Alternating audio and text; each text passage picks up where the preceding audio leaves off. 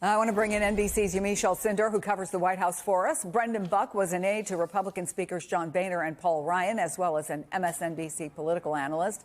The host of MSNBC's The 11th Hour, Stephanie Ruhle, joins me here on set, along with Catherine Rampell, opinion columnist at The Washington Post, and soon-to-be co-host of the evening edition of The Weekend here on MSNBC. Okay, Catherine, I mentioned this. Markets were actually up for a little while today when there was this report there might be a pause in tariffs. Where do things stand now? What's going on? Markets are so jumpy because investors are looking for any sort of sign that maybe there's going to be an off-ramp, maybe Trump will back down. And so far, we're not seeing it. But when there's the slightest rumor of Trump deciding maybe he'll pause the tariffs, or at least some of his own advisors urging him to pause the tariffs, markets are latching on to that and sort of wish casting, in my view, hoping that he will avoid that nuclear winter, that economic nuclear winter that we've been warned about. And that is different than investing in the U.S. What Catherine is talking about are people who own stocks, investors trying to figure out, is there a sign of goodness? Do I sell? Do I buy? What do I do with my position? And the thing about owning a stock, you can buy it and sell it, and it basically costs you nothing. That's different from making an investment. And what I'm talking about is when Howard Lutnick or Peter Navarro says manufacturing is coming back, businesses are going to be building out these factories. We just heard it from the Treasury Secretary yesterday. You have all these federal workers that are going to need jobs. Great. What are they going to go do? Sew socks in a factory? That factory is not getting built. There's not one major corporation out there that is going to make a multi-billion-dollar long-term commitment, and their board is certainly not signing off on it when we're living in a world. Who did he speak to first? Was it Scott Bessent? Was it Peter Navarro? Were they smiling? Does he like them? Does he love them? The fact that that's where we are in, and it's let Trump be Trump, maybe that's going to work in the short term for playing the market, which it's obviously not. But when we're talking about the United States being a long-term trading partner and a superpower, we're losing trust by the minute. You gain trust in droplets, you lose it in buckets, and we're losing it in buckets on top of buckets on top of buckets. Yeah, there's a story in the Wall Street Journal today about where factories are actually being built, and now they're like, oh my gosh, now what? Yamiche, where is the president on all of this? Is he showing any signs of being open to negotiations? The president is saying that he's open to negotiations with specific countries who want to see their tariffs decreased. That being said, the president is not changing his course when it comes to this tariff strategy and using it as a sort of stick rather than a carrot. I want to read to you part of what the president has been posting online today. In part, he wrote, the United States has a chance to do something we should put up for us that should have been done decades ago. Don't be weak. Don't be stupid. Don't be a pan can. A new party based on weak and stupid people. That's what he's saying. Be strong, courageous, and patient, and greatness will be the result. The president, though, is also saying this, and he's talking specifically about China. He says if China does not withdraw its 34% increase above their already long-term trading abuses by tomorrow, April 8th, the United States will impose additional tariffs on China of 50% effective April 9th. Additionally, all talks with China concerning their requested meetings with us will be terminated. And here's the thing. He's talking about the future negotiations with other countries. Negotiations with other countries, which have also requested meetings, will be taking place immediately.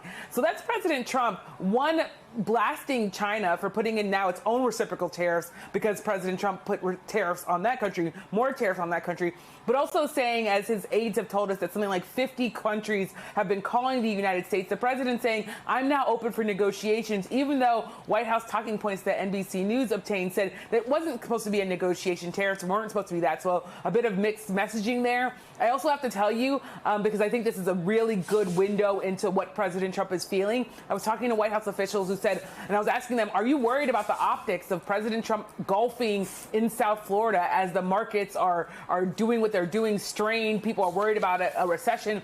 The person told me, one White House official told me, this is like going to a friend's birthday party when your other friend had surgery. They believe that the U.S. economy is this temporary surgery. It had to happen. The president saying it's the United States taking its medicine, but that overall the president can still golf and have fun and do what he needs to do to also, of course, work from Florida. But that's something that they're just not concerned, at least that's what they're telling people behind the scenes and on TV, that there's just no concern and that the economy will eventually be fine. Chris. Here's where that's a load of baloney.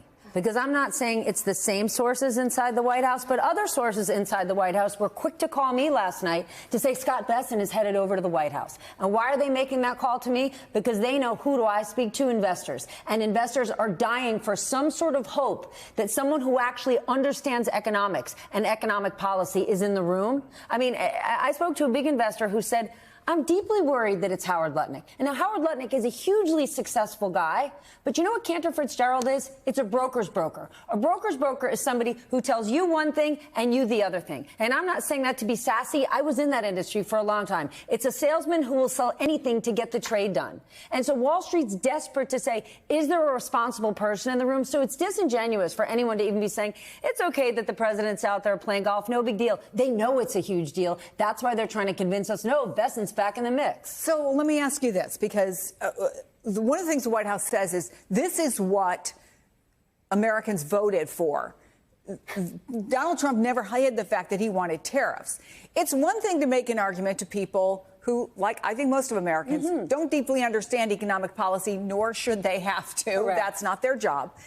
To say, oh, yeah, well, if China's cheating us, of course we should, you know, we want fairness. That's different from, again, that guy who's investing in the United States and who wants to expand his manufacturing, who says, now I have to hesitate. You talk to a lot of folks. CNBC has this brand new survey out of CEOs. Nearly half think that these, who will say so, believe these are bad for business. What do you hear, not from inside the White House, but from business? The exact same thing. I guarantee on both in Catherine and my phones are filled with text messages from investors, from people from the C-suite who have a whole lot to say. You know where they have nothing to say? Out in public. And the fact that they're not saying it in public should also be alarming to us, because the world that we know, business leaders, major voices stand up and they talk about the economic impacts of policies. And the fact that they're not, we all know it's because if they do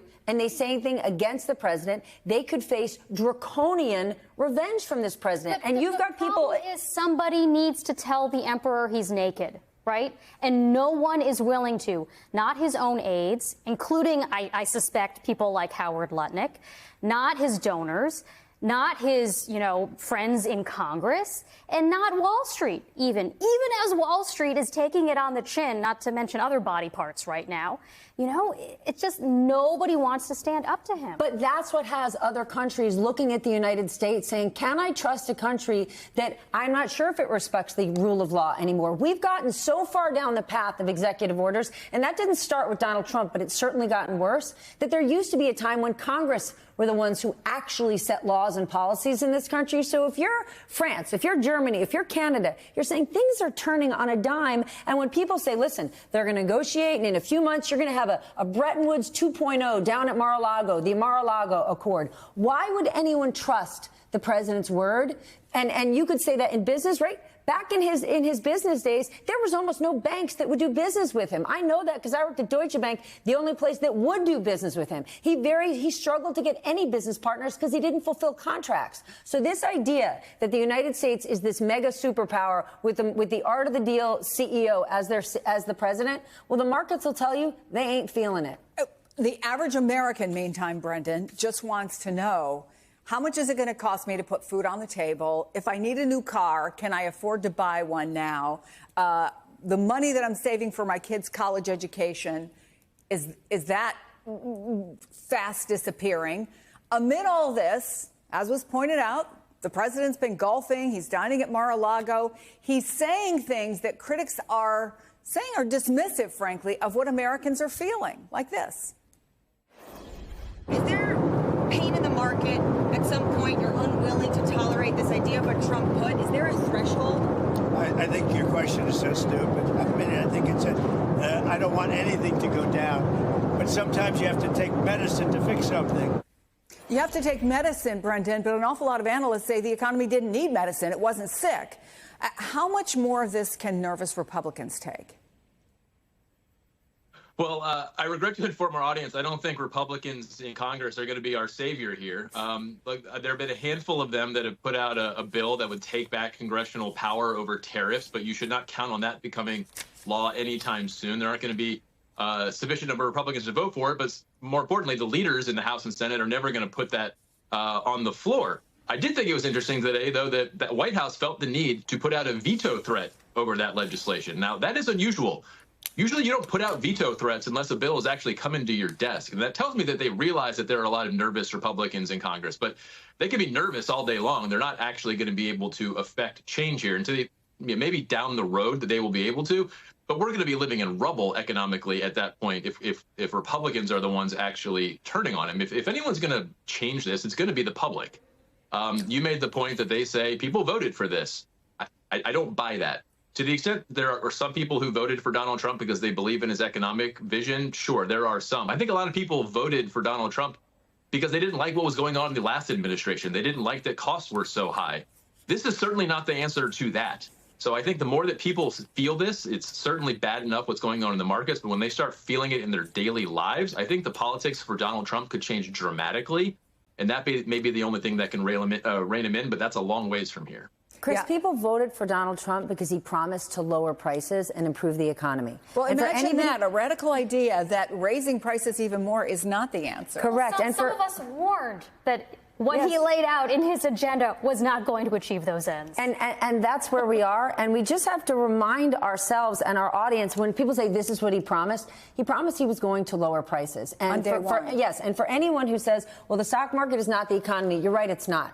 But at this point, there is financial institution after financial institution that's putting out reports of a recession coming this year. It was either Goldman or JP Morgan last night that is now in recession countdown. And a recession is not just the stock market. That is the economy. And so if you think that's not going to impact everybody, I assure you a recession does.